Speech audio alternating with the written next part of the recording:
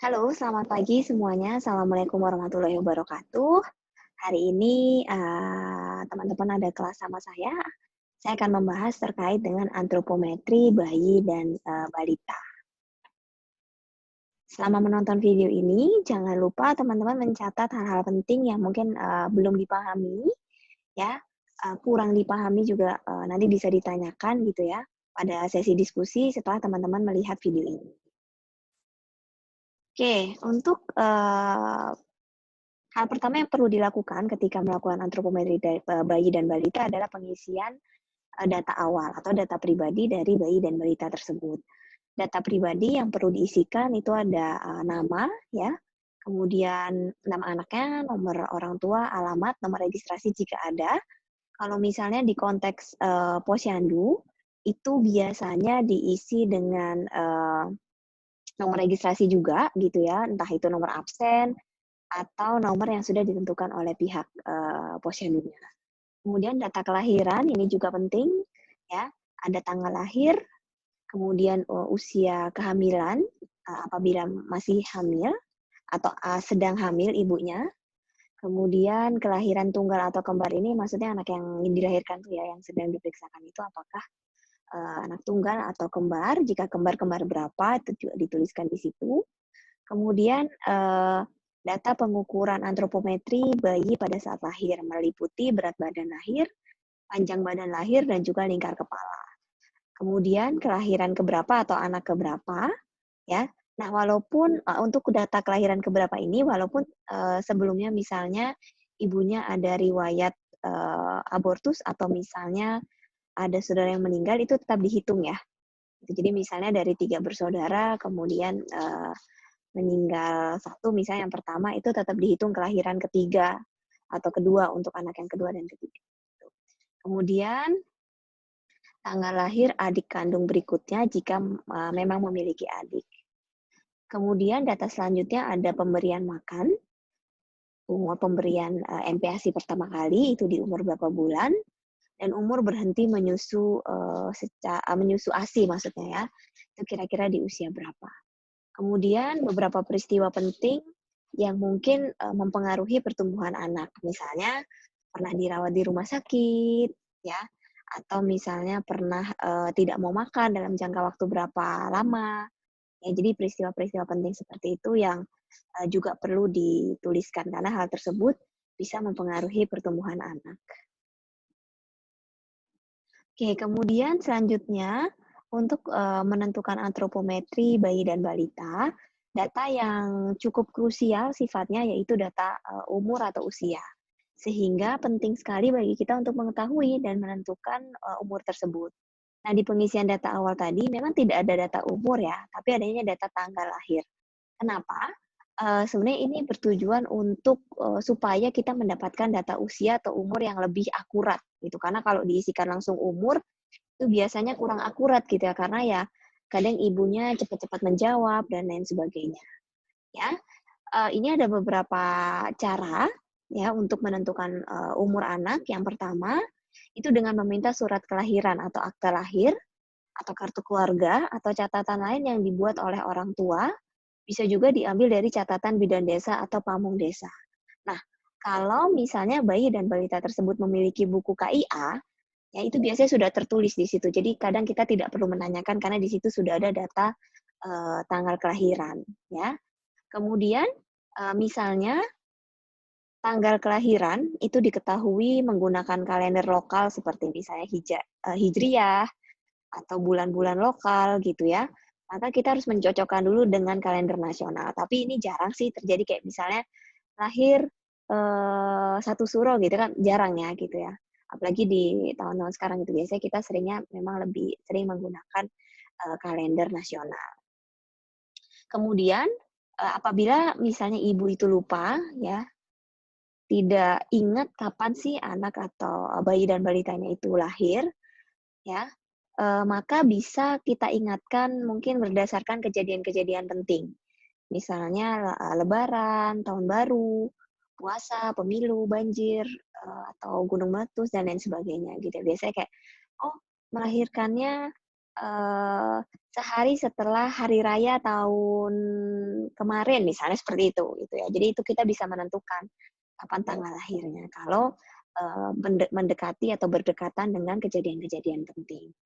Nah, kemudian kalau masih lupa juga, kita bisa probing ya atau tanyakan lebih lanjut, yaitu dengan cara membandingkan anak yang belum diketahui umurnya tersebut dengan anak tetangga atau saudara yang sudah diketahui pasti tanggal lahirnya. Contohnya misalnya, oh lahirnya seminggu setelah anaknya tetangga lahir. Nah, nanti tanya anaknya tetangga lahir itu tanggal berapa gitu ya. Jadi kita bisa menentukan kapan sih anak tersebut lahir dan umur sekarang berapa.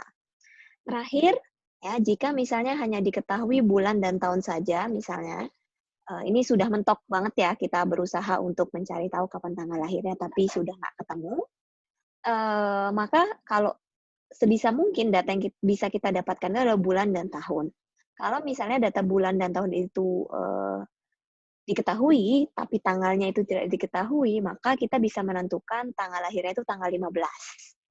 Ya, jadi kita tentukan tanggal 15. Misalnya cuman ingat bulan April tahun 2020, tanggalnya lupa misalnya, ya kita bisa tentukan tanggal 15 April 2020. Itu case terakhir ketika memang sudah tidak bisa diingat-ingat gitu ya. Nah ini contoh kasus ya untuk menentukan umur anak. Yang pertama menentukan dulu tanggal lahir dalam format tanggal, bulan, dan tahun, misalnya tanggal 5 bulan 4 tahun 2017. Kemudian kita tulis tanggal kunjungan, jadi tanggal hari ini, tanggal di mana pengukuran antropometri itu dilakukan, tanggal 19 bulan 6 tahun 2018. Kemudian kita menghitung umur anak dengan mengurangi tanggal kunjungan dikurangi tanggal lahirnya. Jadi tanggal kunjungan ini tadi sekian, kemudian tanggal lahirnya 5/4/2017, terus kita kurangin.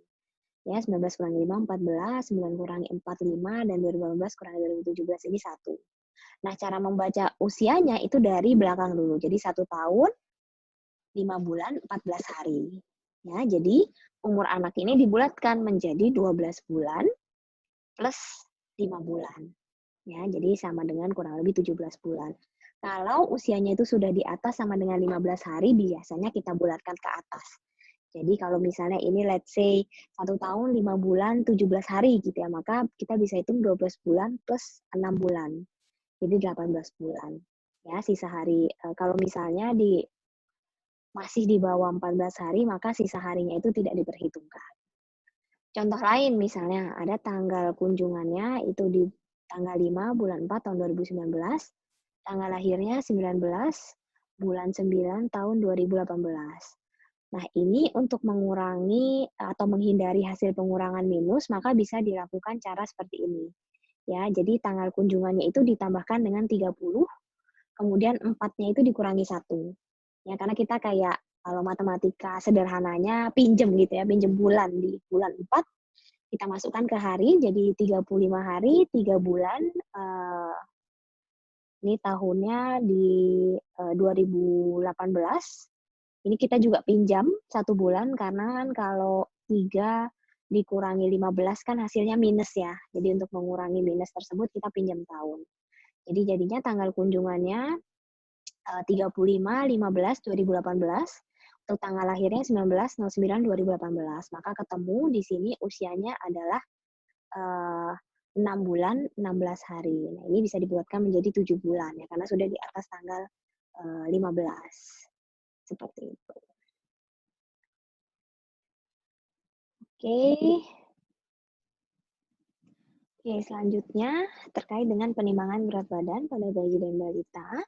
Jadi pengukuran berat badan ini bisa menggambarkan jumlah protein, lemak, air, dan mineral pada tulang, ya, atau total dari fat mass dan juga fat free mass. Jadi memang untuk indikator berat badan ini indikator yang paling mudah untuk diukur gitu ya.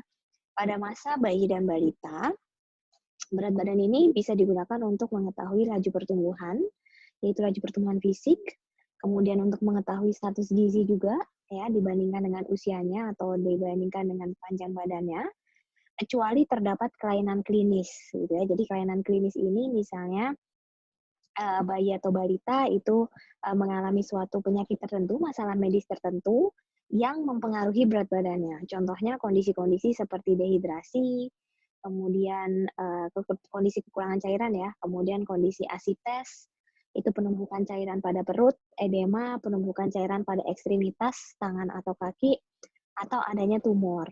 Sehingga misalnya ada kondisi klinis tersebut, maka indikator berat badan ini tidak bisa menjadi ukuran yang valid seperti itu. Tapi pada kondisi normal ini bisa melihat status gizi dan juga laju pertumbuhan.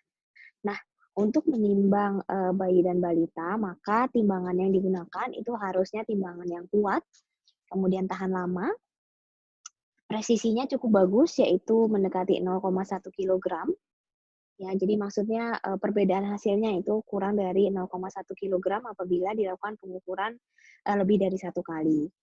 Kemudian sudah dikalibrasi, ini sangat penting sekali, ya. Tidak menggunakan pegas. Pegas itu maksudnya timbangan yang pakai angka itu ya, itu kurang dianjurkan walaupun dalam kondisi yang sangat kepepet sekali ya biasanya masih sering digunakan gitu ya. Kemudian bisa menimbang sampai 150 kg. Ini yang disarankan, kondisi idealnya seperti itu ya. Nah, cara penimbangan bayi balita yang akan saya jelaskan pertama yaitu dengan menggunakan dacin.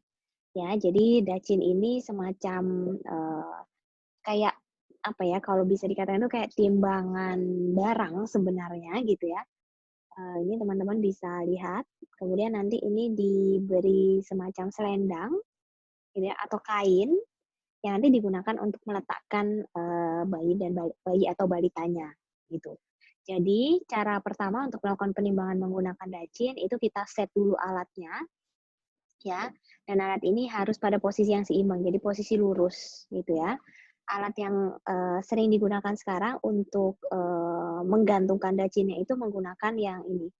Apa ini semacam segitiga gitu kayak tongkat segitiga gitu ya. Ini cukup kuat juga dan portable. Saya pernah menemukan posyandu yang menggunakan dacin di beberapa wilayah di Surabaya. Itu kalau nggak salah di daerah Sidotopo ya. Itu masih menggunakan dacin juga. Alatnya ini portable, jadi bisa dibawa kemana-mana gitu ya, lebih mudah juga gitu. Kemudian dipasang timbangannya ini, dilihat dulu angkanya harus menunjukkan angka 0 gitu ya di tengah dan seimbang antara kanan dan kiri ya. Kemudian ini masih tetap untuk mengingat meletakkan bandul gesernya itu pada angka 0 ya.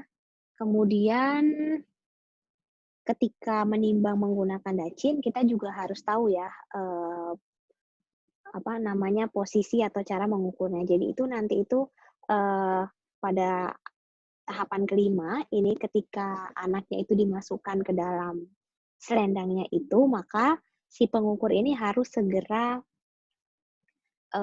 menggeser bandul gesernya itu yang dari angka 0 ke angka 1 dan seterusnya gitu ya, digeser sampai timbangan itu menunjukkan posisi yang seimbang. Karena posisi yang seimbang itu menandakan, nah itulah berat badan dari bayi atau balitanya, seperti itu. Ya, jadi jangan sampai seperti ini. Ini masih belum lurus kan ya, masih belum seimbang. Jadi ibu kadernya atau pengukurnya ini perlu untuk merubah si bandul gesernya itu, ya. Kemudian, nah ini di angka ketujuh ini di tahapan ketujuh ini timbangannya itu sudah lurus gitu ya. Ketika bandul gesernya itu sudah digeserkan, itu menunjukkan berat badan si kecil. Akan tetapi pengukuran menggunakan dacin ini sekarang sudah sangat jarang juga digunakan ya. Pertama karena mungkin kita sudah maju teknologinya, ada alat ukur timbang badan yang digital dan sebagainya. Yang kedua, banyak sekali bayi balita itu yang nangis ketika dimasukkan ke dacin gitu ya. Karena dacin ini kan kayak bentuknya apa ya, kayak ngejengklong gitu loh. Jadi kayak pas dimasukkan itu kadang bayi balitanya itu kaget gitu ya, akhirnya nangis gitu. Nah, dan kalau misalnya nangis, si pengukurnya ini juga akhirnya mengukurnya itu buru-buru gitu.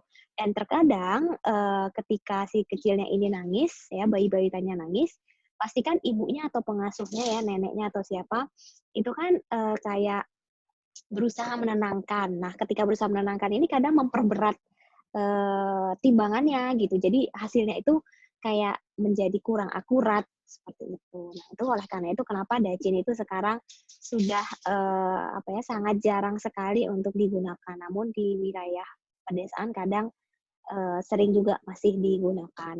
Nah, pada masa pandemi ini, kemarin saya mengikuti beberapa webinar juga tentang tata laksana penggunaan atau pengukuran berat badan di masa pandemi. Salah satu hal yang diperhatikan kalau misalnya posyandu tersebut menggunakan dacin adalah diusahakan ibunya itu membawa kain sendiri. Jadi kainnya itu nggak digunakan, untuk bergantian gitu. Nah, karena ya dikhawatirkan udah kena droplet dari satu anak ke anak yang lain dan sebagainya gitu ya. Jadi, eee, disarankan untuk membawa kain sendiri kalau misalnya posyandunya masih menggunakan dacin, seperti itu, ya. Nanti semoga teman-teman kalau misalnya sudah nggak pandemi, ya semoga ya sudah pandeminya segera berakhir dan teman-teman nanti bisa magang masyarakat. Nah itu, semoga nanti ada yang masih bisa ketemu alat dacin ini ya, jadi bisa tahu, bagaimana implementasinya di lapangan.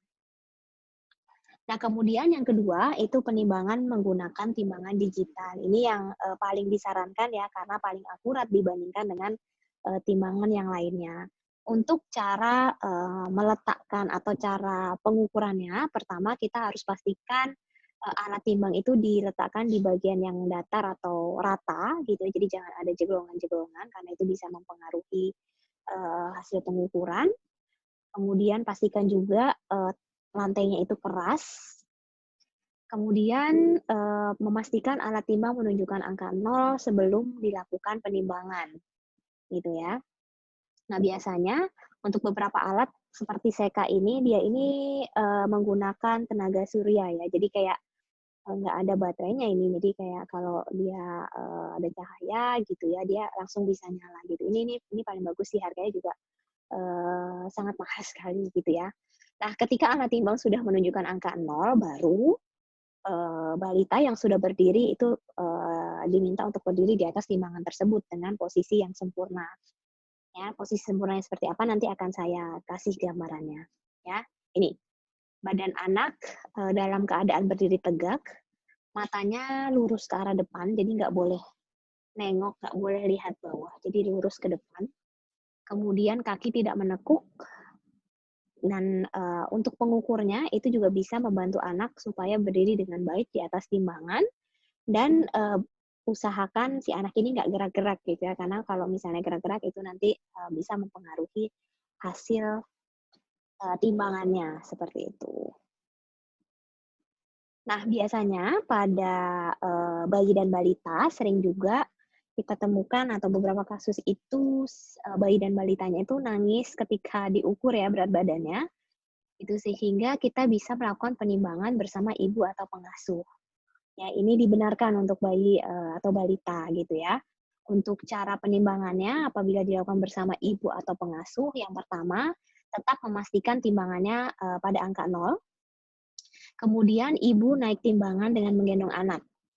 Jadi gendong anak berdua gitu ya, kemudian diukur, lihat angka, yang tertera pada layar timbangan. Kemudian anaknya diajak sebentar oleh, kader atau pengukur atau siapapun, pokoknya selain ibunya gitu ya, untuk melihat hasil penimbangan dari si ibunya saja.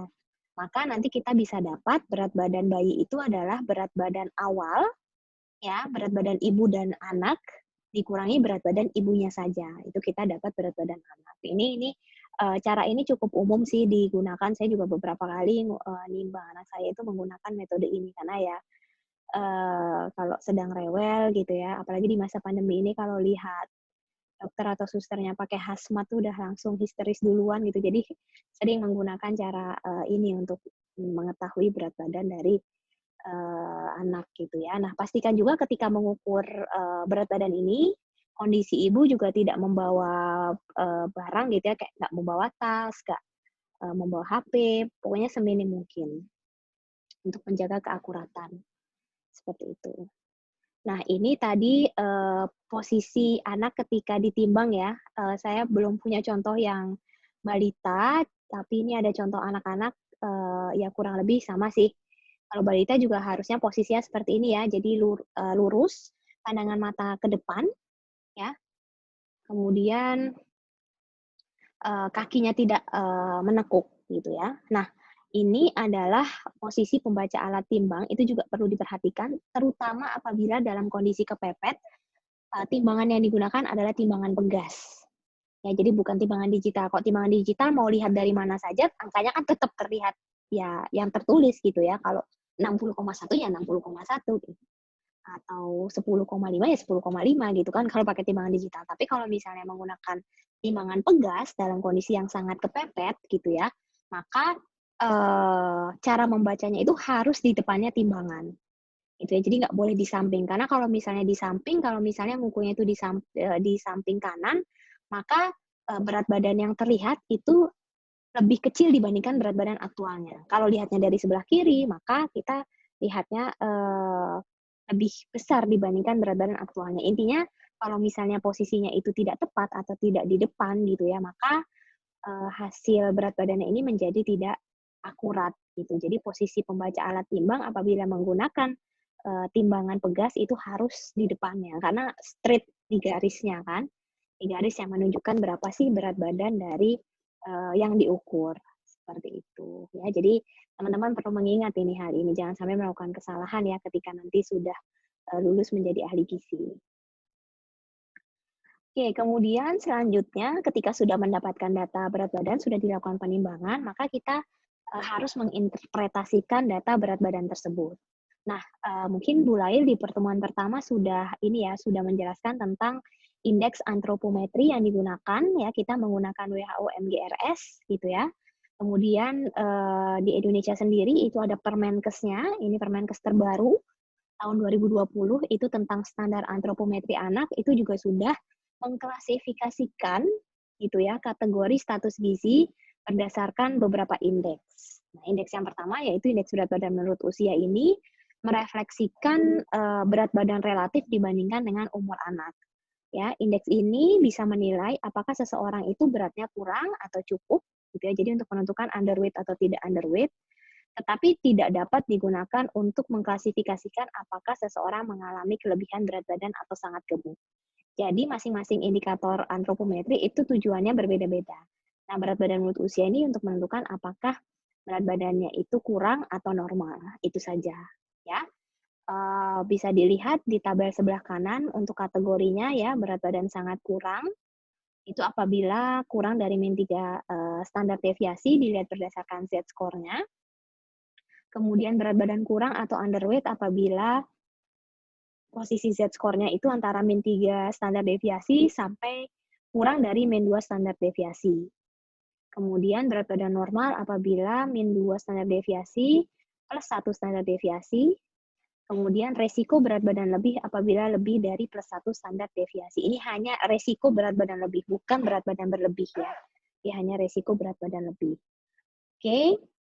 Nah, pada KMS itu juga ada grafik gitu ya, yang itu sudah ditandai ada garis hijau, kemudian merah gitu ya, dan juga warna hitam kalau nggak salah. Nanti coba saya tunjukkan ya kartu KMS gitu ya, supaya teman-teman bisa lihat contohnya seperti apa. Kalau di KMS itu lebih mudah membacanya gitu ya. Tapi sebenarnya KMS itu adaptasi dari WHO juga sih. Nah ini contoh ya, contoh ketika untuk contoh plotting indeks berat badan menurut usia itu. Cara plottingnya sebenarnya sangat mudah sekali gitu ya. Pertama kita tentukan dulu titik usianya ya. Ini contohnya anak berusia 3 tahun. Berat badannya sekitar 16 berapa ya ini? 18 kilogram ya. Maka kita bisa ambil titik pertemuan antara usia dan berat badan. Ya, kita tarik, kemudian kita taruh titik di situ. Ya, tarik garis lurus dari usia 3 tahun dan BB 18. Kemudian kita bisa menentukan dia posisi Z-score-nya di standar deviasi yang keberapa. Nah, berdasarkan berat badan menurut usianya ini, anak Anita berada pada garis 2 standar deviasi ya, positif 2 standar deviasi, berarti masuk dalam kategori bergizi baik atau memiliki berat badan yang normal. Ya, jadi kategorinya memiliki berat badan normal. Nah, sebagai catatan, apabila seorang anak ini memiliki kondisi klinis yang tadi saya katakan di awal ya, bisa asites atau edema, kemudian ada retensi cairan yang bisa meningkatkan berat badan. Nah, indikator untuk atau plot berat badan menurut usia itu tetap bisa dilakukan, tetapi tulis dengan jelas ada edema di dekat titik plotting. Gitu. Jadi misalnya Anita ini kan terlihat dia berat badannya normal ya, tapi misalnya dia ada edema, itu harus ditulis di sebelahnya titik plotting ini ada edema, sehingga kita bisa tahu bahwa plotting berat badan menurut usianya ini masih dengan adanya edema. Seperti itu. Walaupun sebenarnya edema itu bisa kita koreksi sih. Nanti ada koreksi berat badan kering ya, tapi nggak akan kita bahas di sini. Itu nanti mungkin lebih dibahas pada saat membahas masalah terkait dengan klinis gitu ya. Itu untuk beberapa kondisi. Tapi pada kondisi normal biasanya kalau tidak ada edema atau tidak ada asites, tidak ada retensi cairan ya tidak perlu dituliskan. Ya, ini hanya sebagai catatan saja. Kemudian selanjutnya adalah pengukuran panjang badan. Untuk pengukuran panjang badan ini, hal utama yang paling penting untuk dilakukan yaitu pengukurnya itu minimal 2 orang. Kalau misalnya pengukurnya itu hanya ada 1 orang, biasanya harus dibantu oleh ibu atau pengasuh.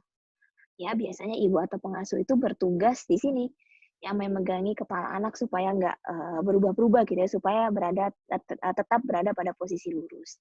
Ya, jadi ini 2 pengukur memiliki peran yang berbeda.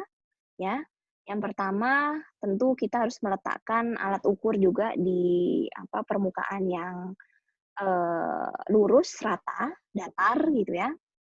Kemudian pertama longgarkan dulu bagian untuk mengukur panjang badan yang bisa dilonggarkan. Ya, jadi di angka 9 ini dilonggarkan dulu. Kemudian pastikan posisi kepala anak itu 90% ini ya, 90 derajat, 90 derajat posisinya. Ya, jadi tegak lurus, tidak terlalu menunduk atau tidak terlalu bahasanya, mendangak gitu ya. Jadi 90 derajat tegak lurus. Kemudian pengukur yang pertama itu harus memegangi kepala tadi supaya tetap berada pada kondisi 90 derajat. Ya. Kemudian pengukur yang kedua itu meluruskan kaki. Ya. Meluruskan kaki menggunakan tangan kiri, kemudian tangan kanannya itu langsung bermain dengan bagian pengukur panjang badan yang bisa digerak-gerakkan gitu ya. Jadi menggerakkan sampai ditempel pada kaki anak gitu ya. Dipastikan lurus juga, harus dipegangin, kemudian letakkan alat pengukurnya ini pas menempel dengan kaki anak, kemudian langsung membaca hasil pengukuran panjang badannya. Ya, kemudian jangan lupa juga untuk mengukur panjang badan, ini nanti sama sih dengan tinggi badan juga ya. Harus ada 5 titik yang menempel gitu ya. Ada kepala, kemudian bagian punggung, kemudian bagian bokong, kemudian betis, dan yang terakhir ini ujung tumit. Ya, itu adalah 5 bagian yang wajib menempel pada lantai karena ini yang diukur adalah panjang badan. Ya. Jadi itu yang penting. Kemudian jangan lupa juga untuk setiap pengukuran itu harus dilakukan minimal 2 kali. Ya, minimal 2 kali ini untuk menentukan memang pengukurannya itu sudah benar gitu. Kalau misalnya jaraknya itu kayak misalnya tadi berat badan. Kalau jaraknya itu lebih dari setengah kilo, ya, jaraknya lebih dari setengah kilo, maka harus dilakukan pengukuran ketiga atau lebih dari 0,5 kg itu harus dilakukan pengukuran ketiga. Ya, karena itu jaraknya terlalu besar gitu ya. Sama dengan panjang badan juga seperti itu. Kalau selisihnya itu sekitar lebih dari 0,5 ya, biasanya itu harus dilakukan. Misalnya pertama ketemu 78,1, kemudian kedua 78,8, ini kan lebih dari 0,5. Maka harus dilakukan pengukuran ketiga sampai selisihnya itu kurang dari 0,5 atau mentok 0,5 selisih. Ya, itu untuk menjaga akurasi dari data. Ini penting sekali teman-teman untuk dilakukan ya, terutama pada konteks penelitian ya. Jangan lupa kalau misalnya bedanya itu lebih dari 0,5 kilo atau 0,5 cm harus dilakukan pengukuran ketiga. Ya, ini adalah contoh alat pengukur panjang badan ya. Ada juga yang terbuat dari kayu, itu lebih keras ya. Kalau kayu gimana sih, kan pasti lebih keras gitu kan. Itu lebih membuat tidak nyaman gitu ya, dan berat, lebih berat. Itu awal-awal alat pengukur panjang badan itu dari kayu. Kemudian semakin ke sini mulai berkembang, ini mulai dikembangkan ya yang berbahan dasar plastik. Jadi lebih ringan, lebih portable, juga lebih nyaman untuk anaknya.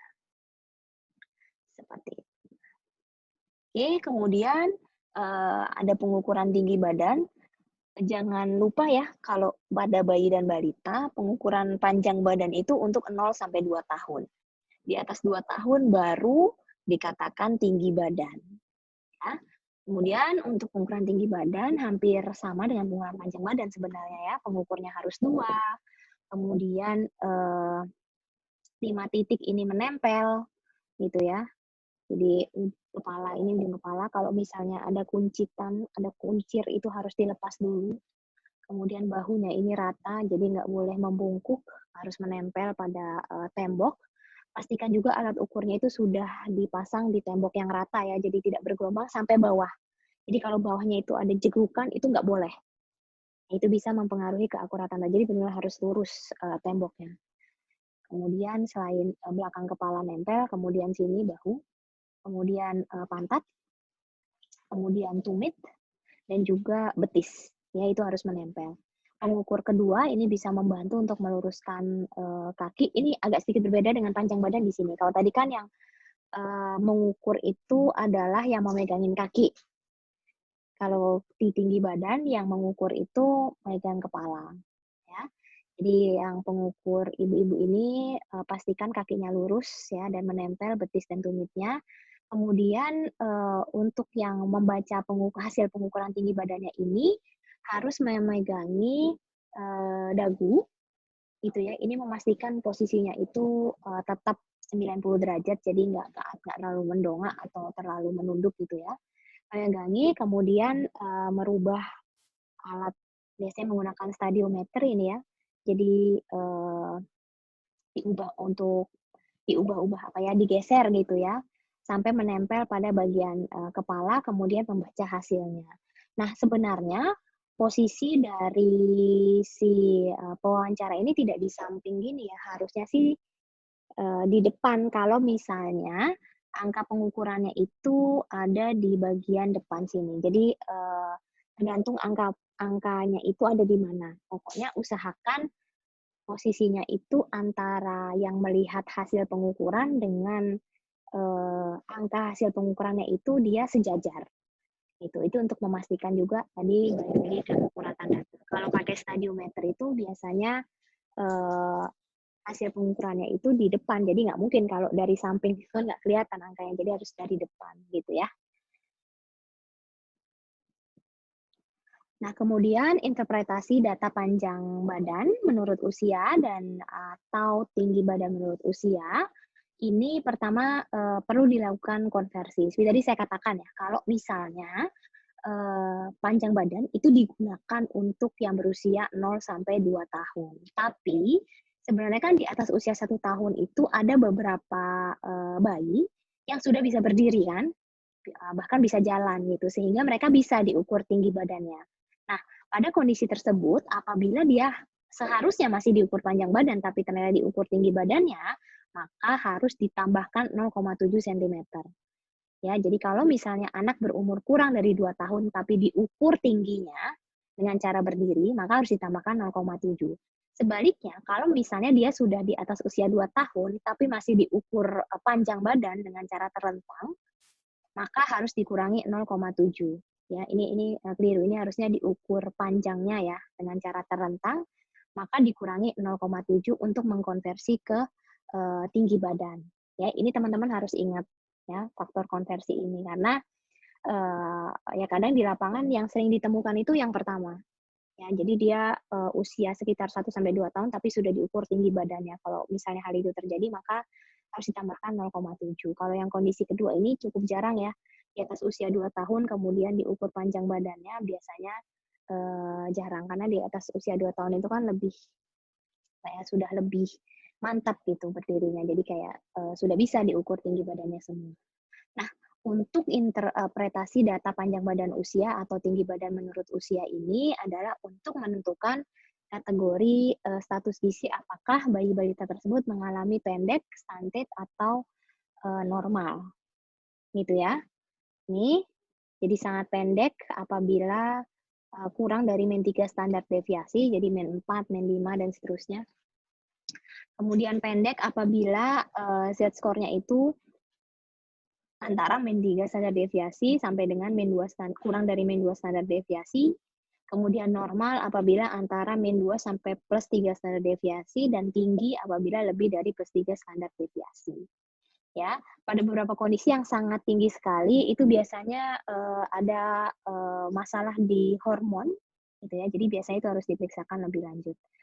Kemudian ada satu catatan, ya, apabila angka panjang atau tinggi badan itu bisa dibulatkan menjadi angka desimal yang terdekat. Misalnya 0,1 sampai 0,4 dibulatkan ke bawah, kemudian 0,5 sampai 0,9 bisa dibulatkan ke atas. Ya, tapi biasanya kita masih bisa sih satu angka di belakang koma gitu ya untuk menentukan ambang batas Z-score-nya. Jadi kadang kalau di konteks posyandu kan kayak beribet kalau ada koma-komanya ya, jadi kadang langsung dibulatkan. Seperti itu nggak masalah juga. Ya, kemudian cara membaca kurva atau menginterpretasikan, memplottingkan data panjang badan menurut usia atau tinggi badan menurut usia sama dengan berat badan menurut usia tadi. Jadi plotting itu cukup gampang sih ya. Ini dicek dulu usianya, ini 1 tahun lebih 10 bulan atau 22 bulan, ya. Kemudian tinggi badannya 79,7. Ya, jadi bisa ditarik garisnya, ternyata ini agak sedikit di bawah garis merah, ya. Jadi berdasarkan tinggi badan menurut usia, ini harusnya panjang badan menurut usia ya, karena masih usia 22 bulan, Albi berada pada garis kurang dari min 2 standar deviasi sehingga termasuk kategori pendek, ya, atau stunted, seperti itu. Jadi gampang sih membuat plottingnya. Kemudian untuk data panjang badan dan tinggi badan itu bisa juga digunakan untuk menginterpretasikan data berat badan menurut panjang badan atau berat badan menurut tinggi badan. Ya, untuk kedua data ini, ya BB menurut PB atau BB menurut TB, ini menggambarkan apakah berat badan anak itu sudah sesuai atau proporsional terhadap panjang atau tinggi badannya. Ya, seperti itu. Indeks ini juga bermanfaat apabila umur anak tidak diketahui. Ya, jadi kita bisa lihat di sini. Kemudian menginterpretasikan data berat badan menurut panjang badan atau menurut tinggi badan ini adalah untuk mengetahui status gizi buruk. Ya, gizi buruk, gizi kurang, gizi baik, beresiko gizi lebih atau obesitas. Nah, baru dengan menggunakan indikator berat badan menurut panjang badan ini, kita bisa menentukan apakah seorang anak, bayi balita itu mengalami gizi lebih atau tidak. Kalau berat badan menurut usia tadi kan nggak bisa ya untuk menentukan, hanya resiko mengalami gizi lebih. Baru kalau kita menggunakan berat badan menurut panjang badan, itu baru bisa menentukan apakah mengalami gizi lebih atau tidak. Ya, jadi itu perbedaan antara indikator berat badan menurut usia dengan berat badan menurut panjang badan. Kemudian indeks selanjutnya dari hasil pengukuran berat badan dan juga panjang badan atau tinggi badan, yaitu indeks massa tubuh berdasarkan usia atau menurut usia. Ini biasanya kita singkat IMT per U. Nah, indeks massa tubuh ini sebenarnya merupakan perbandingan juga gitu ya antara berat badan dengan panjang badan atau tinggi badannya. Karena rumus IMT bisa dilihat di sini ya, rumusnya yaitu berat badan dibagi panjang badan kuadrat atau tinggi badan kuadrat. Kemudian hasilnya nanti dibulatkan satu angka di belakang koma atau satu desimal. Kemudian hasil tersebut kita bandingkan dengan usianya. Ya. Nah, kemudian interpretasi apa yang bisa dicapai gitu ya dengan indikator IMTU itu sama dengan berat badan menurut panjang badan atau berat badan menurut tinggi badan.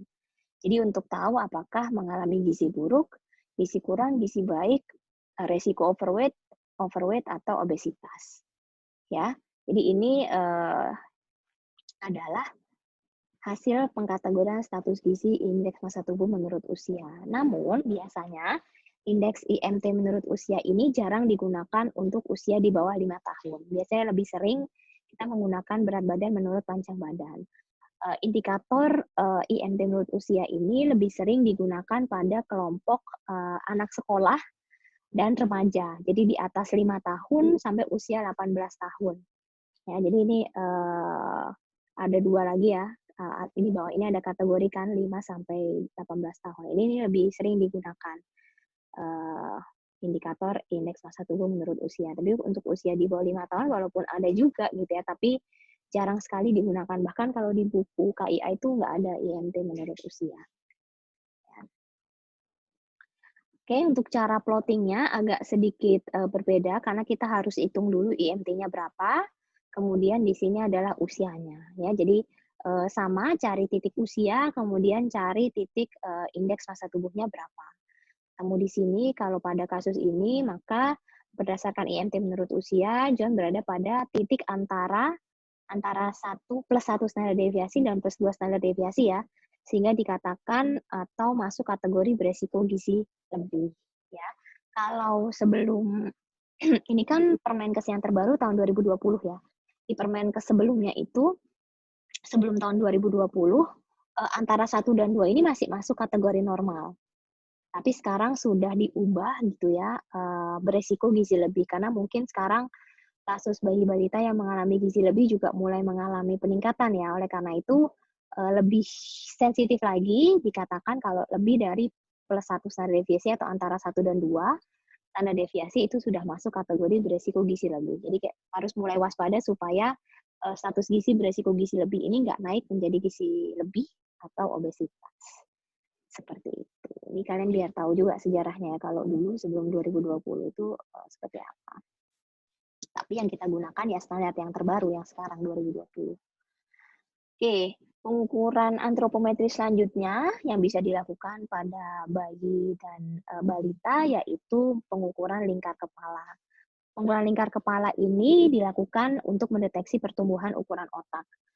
Pengukuran bisa dilakukan pada bayi usia 0 sampai 12 bulan, jadi usia 1 tahun.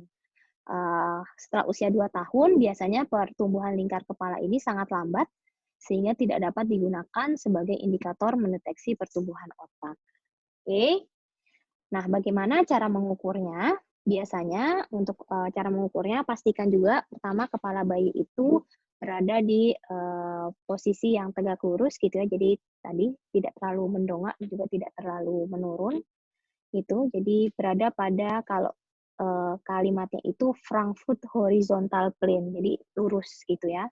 Kemudian kita cari bagian terlebar dari kepala bayi, gitu ya. Ini kurang lebih di atasnya supraorbital. Jadi di atasnya supraorbital itu di sekitar atasnya alis, gitu ya. Kemudian di atas daerah occiput, itu di bagian kepala belakang. Tapi biasanya untuk mudahnya itu kita cari bagian terlebar dari kepala. Ya. Kemudian langsung diukur menggunakan pita ukur. Jadi cara pengukurannya cukup mudah. Ini bisa dilakukan dengan posisi duduk. Jadi biasanya bayinya itu digendong ya oleh ibu atau pengasuhnya, kemudian baru dilakukan pengukuran lingkar kepala. Nah, untuk interpretasi lingkar kepala ini ya, untuk yang bayi baru lahir, untuk laki-laki normalnya itu sekitar 32 sampai 38. Untuk perempuan itu sekitar 31 sampai 36 cm. Ini untuk mendeteksi juga kejadian hidrosefalus ya atau mikrosefalus. Jadi di mana ukuran lingkar kepalanya itu kalau lebih kecil dari standar itu disebut mikrosefalus, kalau lebih besar itu namanya hidrosefalus. Jadi ini pengukuran antropometri yang biasanya digunakan untuk mendeteksi hal tersebut. Kemudian untuk pertambahannya, normalnya itu sekitar kurang lebih 2 cm setiap bulan di usia 1-3 bulan. Untuk di atas usia 3-6 bulan itu jadi 1 cm per bulannya. Lebih dari 6 bulan itu hanya sekitar setengah centimeter per bulan. Untuk bayi prematur, hasil perhitungan lingkar kepalanya itu harus dikurangi hasil perhitungan 1 bulan. Ya. Tetapi biasanya kalau kita menghitung menggunakan standar ini ya, standar pertambahan ini agak pusing gitu ya, kayak, waduh ini berapa, hitung-hitungan dan lain sebagainya. Sehingga sebenarnya sekarang sudah ada juga grafik lingkar kepala berdasarkan usia. Ya, ini adalah grafik lingkar kepala berdasarkan usia dari usia baru lahir sampai 13 minggu. Nah, ini cara membacanya hampir sama seperti tadi ya, untuk plotting. Cari dulu usianya dalam minggu, kemudian cocokkan dengan hasil pengukuran lingkar kepalanya. Ya, kemudian tinggal dimasukkan ke dalam grafik ini. Kira-kira titik plottingnya itu di mana. Nah, untuk hasil pengukuran lingkar kepala ini dikatakan mengalami mikrosefalus gitu ya apabila hasilnya itu di bawah garis merah ini. Jadi kurang dari min 2 standar deviasi ya. Kemudian kalau sudah di atas min 2 standar deviasi ini bisa menjadi indikasi terjadinya tadi hidrosefalus. Jadi nanti biasanya kalau di atas 2 standar deviasi atau di bawah min 2 atau di atas min 2 standar deviasi itu biasanya harus kita langsung konsult ke dokter gitu ya untuk mengecek kondisi lebih lanjutnya, kondisi medis. Oke, kemudian selanjutnya ini juga umum dilakukan pengukuran antropometri keempat yang sering dilakukan pada bayi dan balita yaitu mengukur lingkar lengan atas. Untuk mengukur lingkar lengan atas, pertama pilih bagian tangan gitu ya. Karena yang kita pilih itu adalah tangan yang lebih tidak aktif. Tapi kalau misalnya pada bayi dan balita kan paling nggak banyak aktivitas gitu ya. Jadi ya udah kita bisa tentukan menggunakan tangan kiri. Oke, untuk cara mengukurnya pertama tangannya lurus ya. Jadi pengukurnya itu ada di sebelah anak. Jadi cari titik di atas shoulder ini ya. Kemudian minta anak untuk membentuk tangan menjadi 90 derajat. Ya, jadi ditekuk gini sampai posisinya itu 90 derajat. Setelah ditekuk, kita cari titik akromion dan olekranon. Jadi dicari di ujung bagian tulang yang ada di bagian atas shoulder ini, ya. Cari titiknya, kemudian cari titik yang olekranon ini yang di bawah ini. Ya, di posisi nomor 3 ini. Ini gampang kan carinya. Tidak terlalu sulit. Yang sulit itu biasanya kalau pada individu yang obes sekali itu sulit. Tapi kalau pada yang non-obes biasanya sangat mudah untuk mencari 2 titik ini. Setelah dapat 2 titiknya, kita ambil pita ukur ya dari titik atas olekranon, akromion, kemudian kita cari titik tengahnya.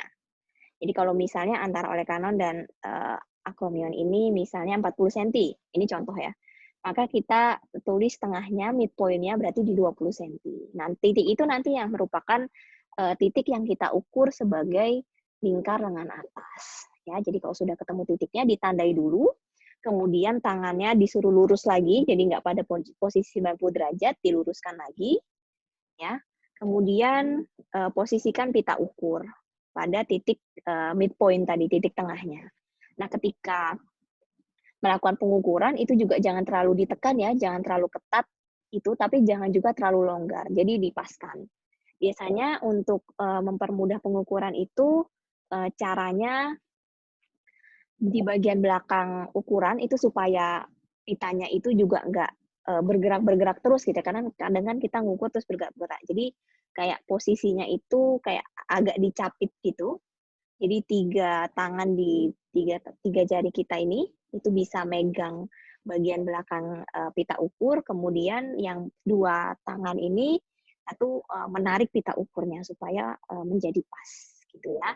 Nanti kalau ada videonya bisa saya tunjukkan di sesi, diskusi kelas ya.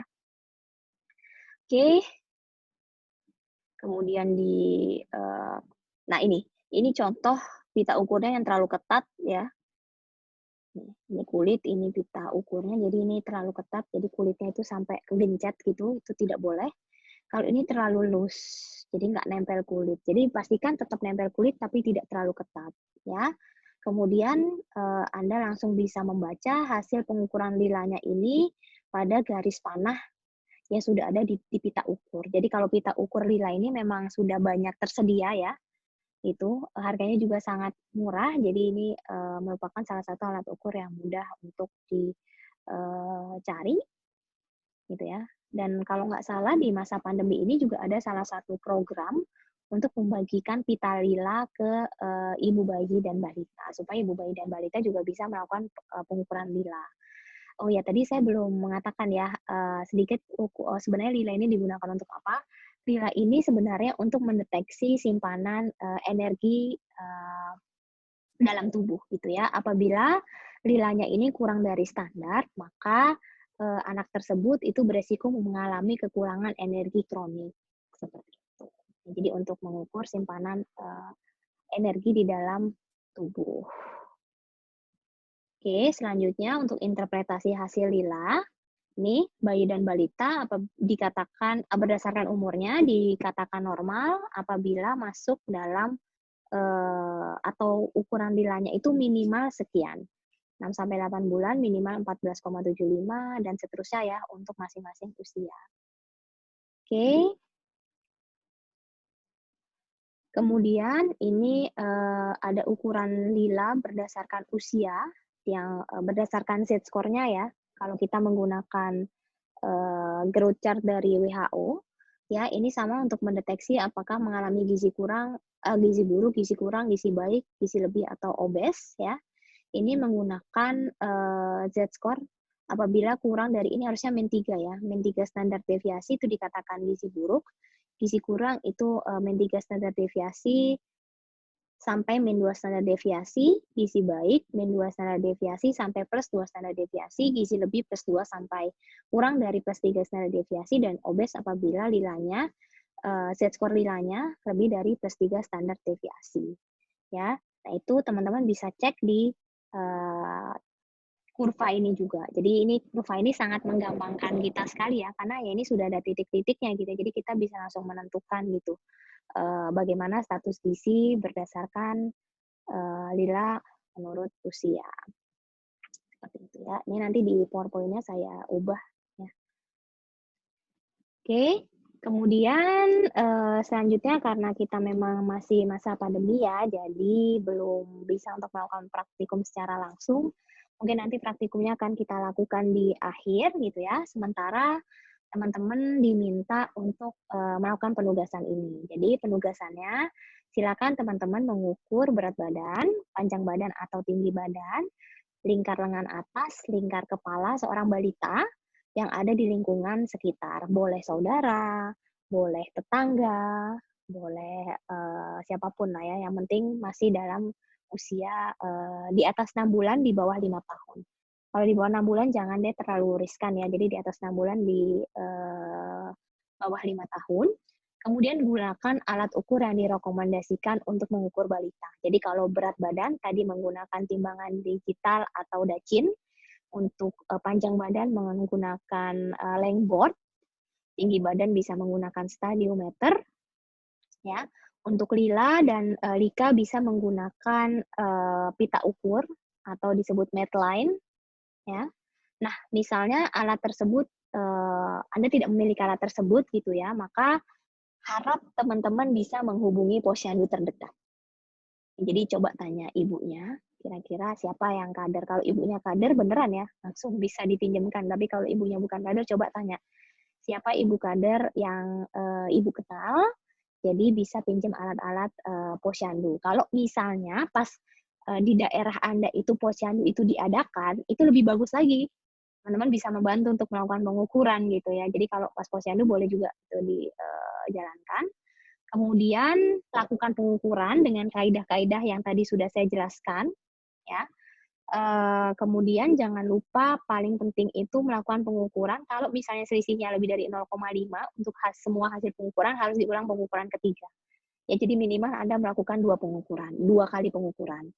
Ya, setelah melakukan pengukuran, maka Anda bisa mengisi data balita beserta hasil pengukurannya ke dalam form pengisian data, kemudian plotting ke dalam grafik pertumbuhan untuk semua indeks antropometri, jadi berat badan menurut usia, panjang badan atau tinggi badan menurut usia, berat badan menurut panjang badan atau tinggi badan, kemudian IMT menurut usia, lira menurut usia, dan juga lingkar kepala menurut usia.